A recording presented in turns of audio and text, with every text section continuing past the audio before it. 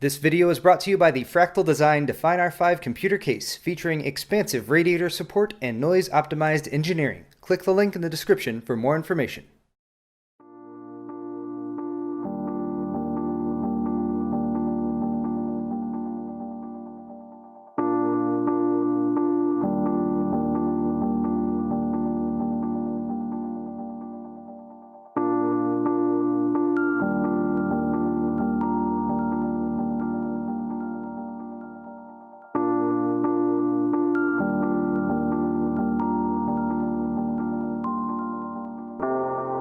Hello everyone, welcome to Paul's Hardware. This is the video you guys have been waiting for and asking for so long. Jay is here. How's it going, Jay? I'm doing good. How are you? I'm doing fantastic. You didn't seem prepared for me to ask you a question right there. I've never been interviewed before. Really? It kind of feels like an interview. This is kind of... So instead of diving right into the build and starting putting all this water cooling system together, Jay and I, we're just going to have a conversation here for maybe 15, 20 minutes, just get you guys warmed up for it. Does that sound good? I like being warmed up. Okay, we're going to get straight to the build. I won't mess around with you guys, but I do need to start off by saying a slew of thank yous. Many, many thank yous. And the first one goes out to you. That's right. You guys watching this video right now. There's no way that I or Jay could do any of the things that we do without you guys, your support, your likes, your feedback, comments, everything that you guys do for us. So thank you so much for all of that support, right? Absolutely. Even the dislikes, those help us out too. I still like dislikes, which is weird. I also need to thank the sponsors for this build, for the hardware, of course. So I'm going to go right down the line. Intel, of course, for the 5960X. You did swap it. I did swap that out. We also have ASUS for the X99 Deluxe motherboard that's in there. Gigabyte, of course, for the two GTX 980 G1 Gaming WindForce graphics cards that I'm using. Fractal, who supplied the Fractal Design 1000 watt Newton 80 plus Platinum power supply, as well as the Define R5 case, as well as the Kelvin closed loop CPU cooler that I've been using temporarily. We're going to be swapping that out, but it's still done a great job up till this point. G.Skill, a huge thank you to G.Skill for providing the 32 gigabyte 4x8 gigabyte DDR4 memory kit. That's from the Ripjaws 4 series. And then, of course, Samsung for providing not only the 850 EVO that's in there right now that the operating system is loaded on, but Samsung's also sending me over a couple more 850 Pros, and I'm going to do another video on that after everything's set up to talk about RAID?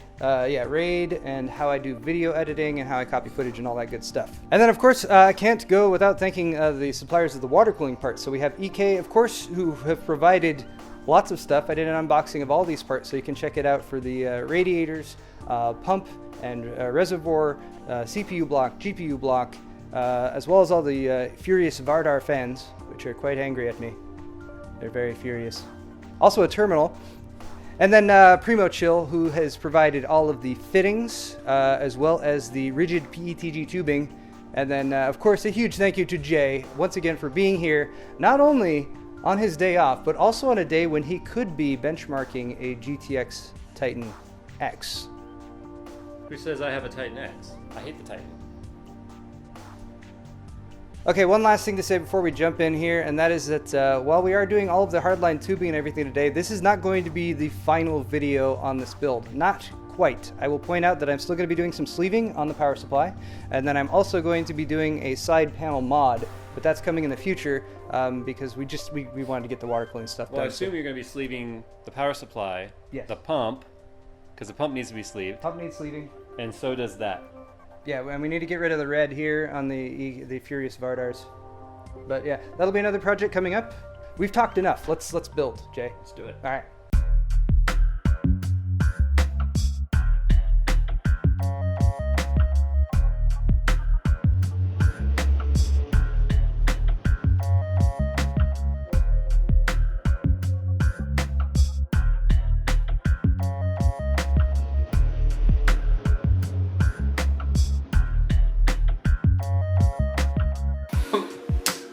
The other thing we didn't mention to you guys is that it's 90 degrees outside today, of course, but that's why we're water cooling, right? And it's so freaking cold in the Northeast.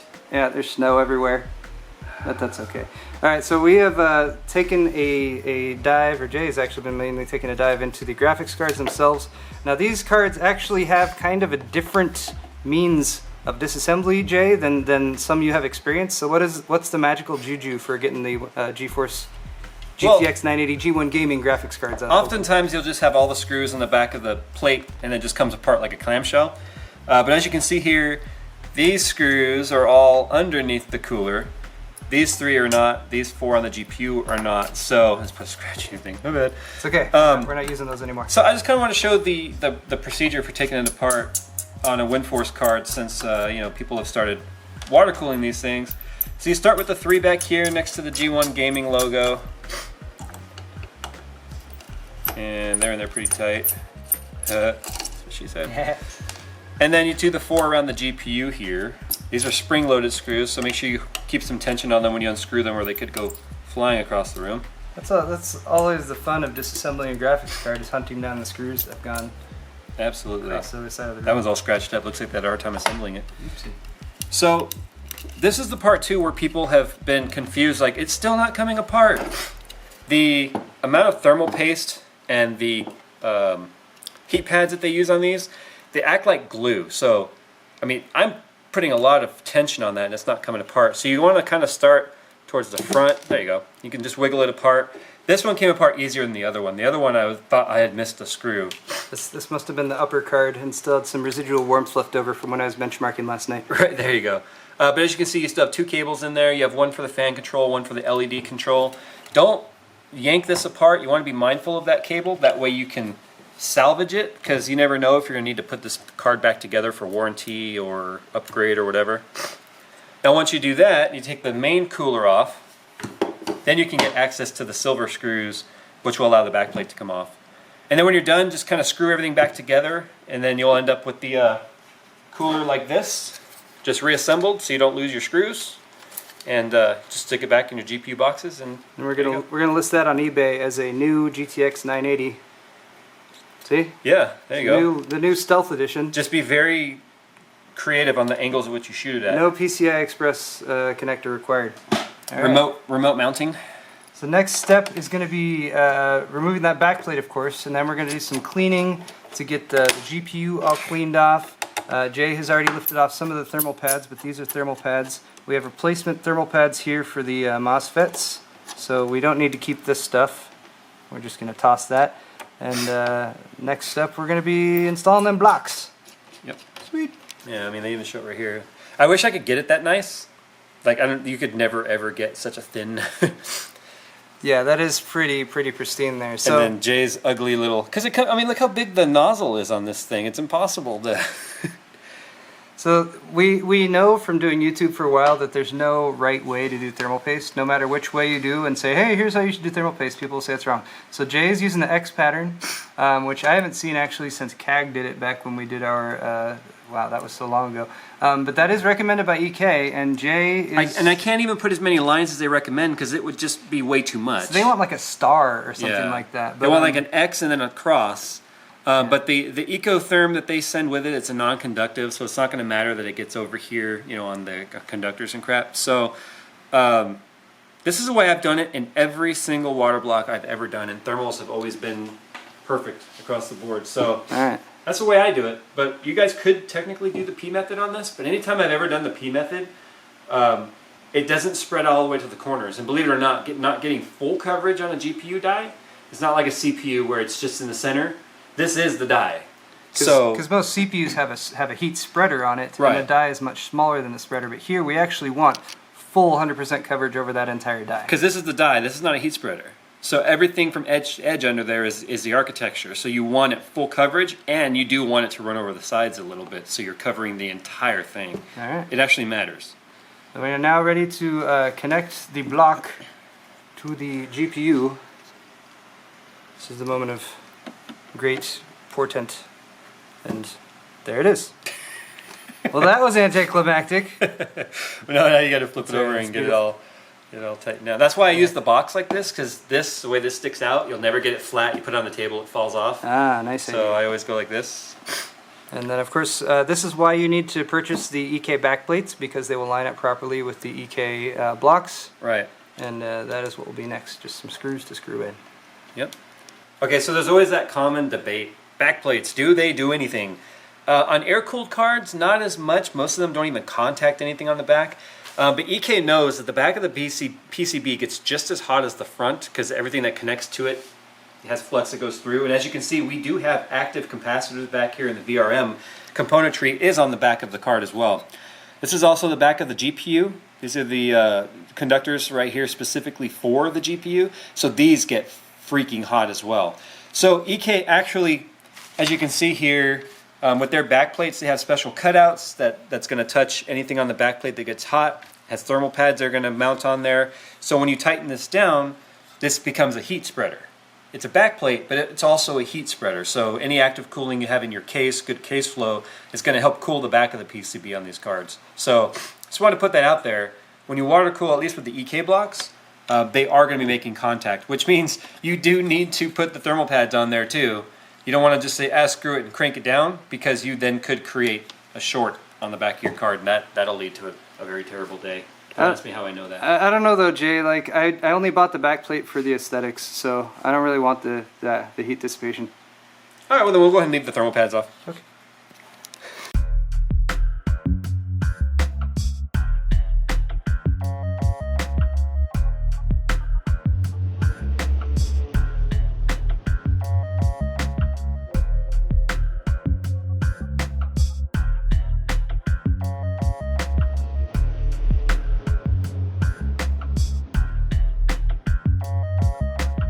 Alright, GPU blocks are installed and good to go, both of them side by side. Of course, we need to still install the connector between those.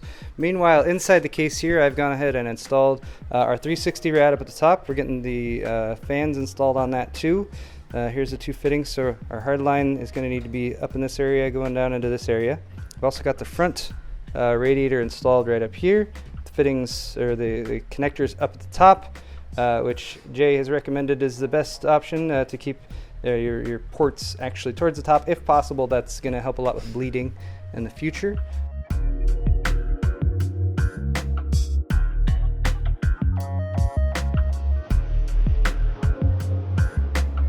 If you're just joining us, Jay was just explaining to me how he is trying his best to get a handle on the nut down there. Yeah. So we have come to the point in the build where we may or may not be at a stopping point. The stopping point for us is mounting that pump/rad, the EK X-Res 140, which, as you can maybe tell now that a lot more of the parts are in here, there's not a ton of space for. So the plan was to put it up on top of the drive cage right here. However, the mount for the bracket leaves a lot of space down underneath, as you can see right where the pump sort of extends. Yeah, so this little section of the pump down there, and you're not supposed to set that directly on anything because you might get some vibration. So what we're going to try to do right now, and we'll see if it works, is I have a metal 120 millimeter fan bracket that we're going to mount right here, and then hopefully mount the bracket for the pump out right here and set it in there. So Jay is setting that up. Yeah. And we're going to give it a moment of truth test here in just a moment and see if that will actually work for us.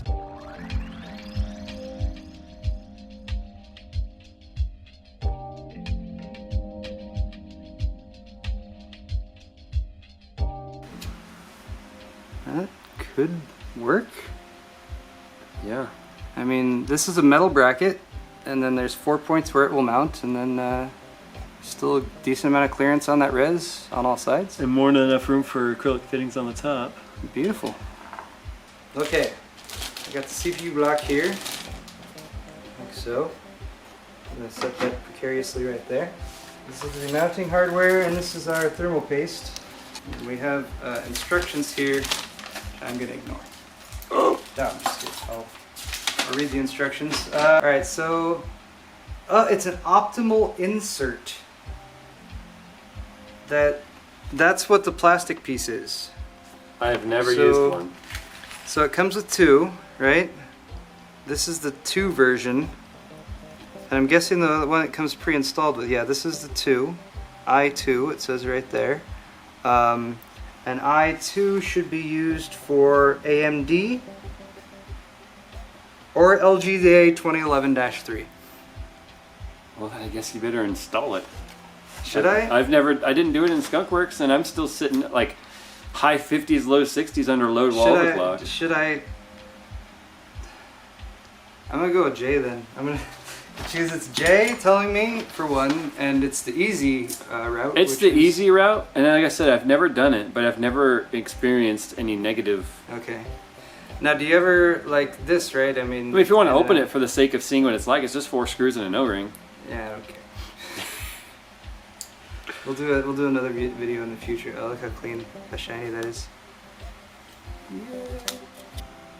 Oh, so pretty, so pretty. They're shiny. pretty. EK definitely has some pretty looking stuff. Okay, so that's gonna go right there, and we're done. It's a little crooked. Oh, okay. Straighten it out. There you go.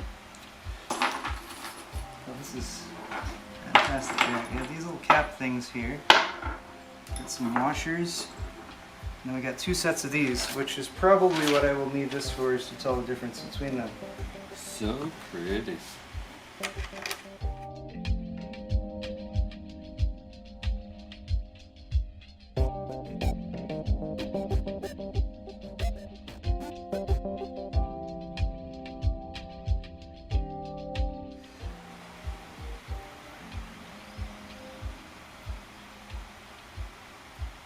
Blob.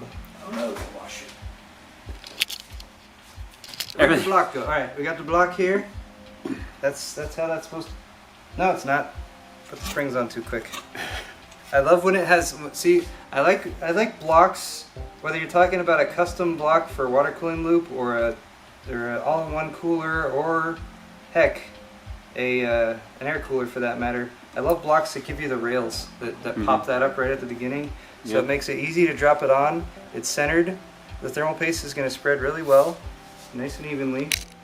And then it's just there. It's not sliding around. It's being held in place. That's cool. So we got some retention springs, and then these little caps. And even the caps are pretty. They are. Attention to detail. Nice clean finish. There's a lot of companies out there that make a really pretty block and then have really ugly hardware. The hardware is just as visible as the block. That's still important. I'm doing 4 corners method here.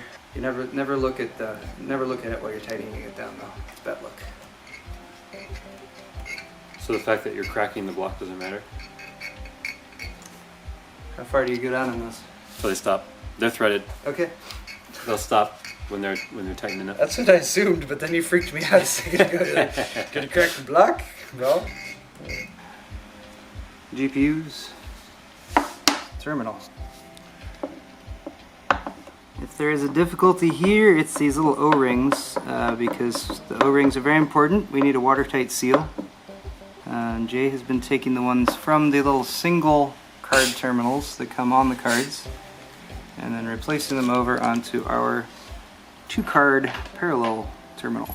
We've settled on the position of the radiator. We got it mounted up right here. And we've also worked out a drainage... You said radiator. I said radiator, the pump. The pump's right here. It's mounted to the Looks radiator. like we have to go back to the parts of the system, Paul, and start Yes, all over. it's just back to the basics. But Jay worked out this awesome little drainage system, so it's kind of hidden in the back. We're going to use some of the flexible tubing and some of the flexible tubing fittings that I did, and Jay has this little guy that he added on here. So this is going to go at the end of the tube. We'll cut the tube off right around there, and then it's got a little clamp on it, or like little release valve, and then of course for safety it's capped on the end. So to drain in the future, I just got to pull that cap off, twist the valve, and then hang that out. We'll just tuck it away at the back of the system there, and a nice easy way to drain the system, which is very important in a water. Most people don't build. think about drainage. Drainage is important. Drainage though. is a real problem. It is. I'm just ecstatic that we actually have this pump installed here. We were really kind of at a loss for a while how to do this, but this is a metal bracket that actually came with a Silverstone item. Don't worry, Josh, if you're watching. I removed the Silverstone logo. It was from a Silverstone power supply, actually. So I pulled that off, and we're able to mount the bracket for the pump right there. And it's actually pretty sturdy, too. There's a little bit of clearance at the bottom. I can back up a little bit, and you can see down there. But once we get the rigid tubing installed, that's actually going to give it even more support. And other than that, look at how everything's coming together. That's pretty.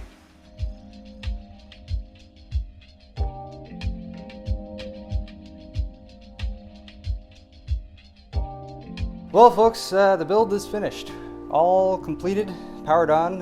Temperatures we're hitting about 30 C max on everything under full load. We use that new Invisalign tubing. Overclocked to 1700 megahertz on the GPU, and the CPU is now running at 7 megahertz. Gigahertz. 7. I'm making stuff up. All right. You went the wrong way there, Paul. So we're going to tell you guys a quick story here because, as Jay was explaining to me moments ago, when it comes to custom builds, when it comes to more complicated builds, sometimes you hit a stopping point, and that's where we're at right now. That's actually every time, sir. Every single time. I've never done a custom build that didn't require me to stop, rethink, or have to do something completely different.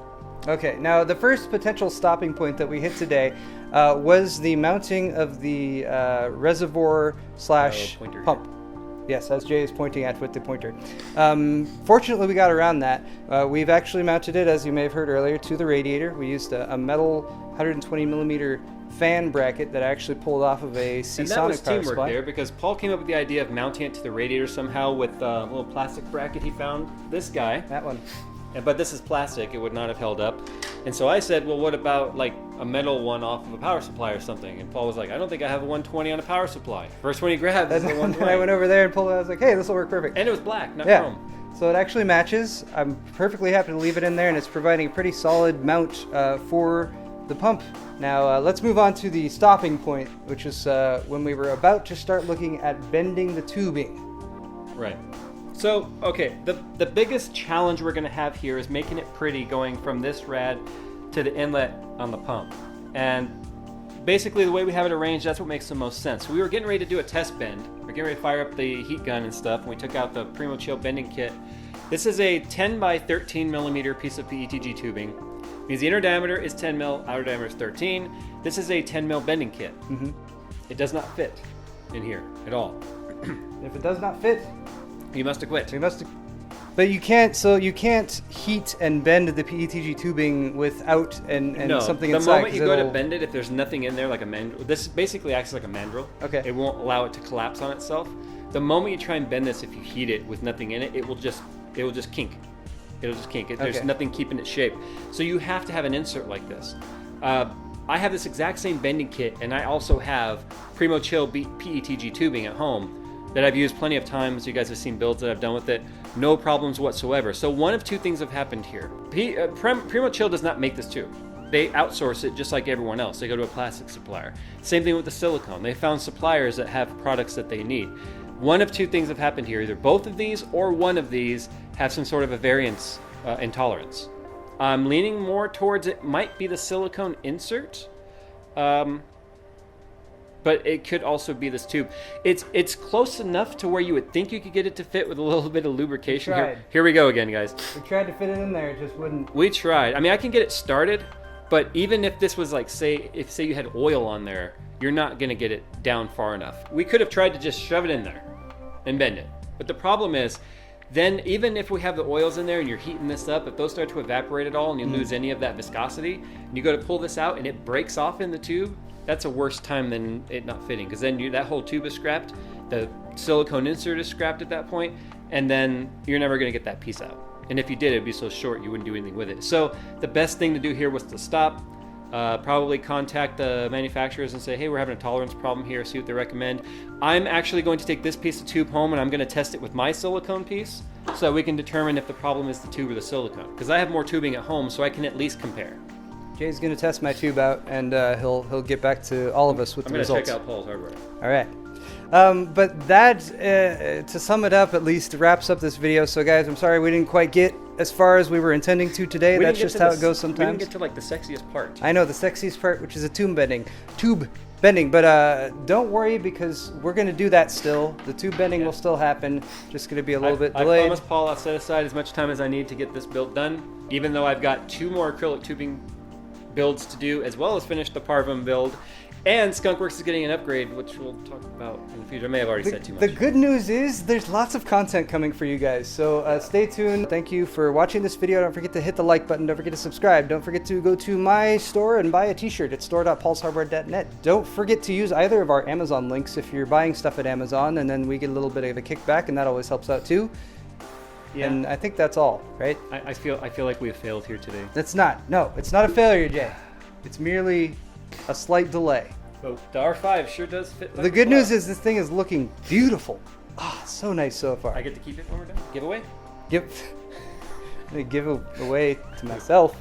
But guys, thank you so much for watching this video. We'll be back very soon with the tube bending and the finished build and a couple other mod projects on it as well. And we'll see you all next time on the YouTubes. Seriously, why don't you give it away?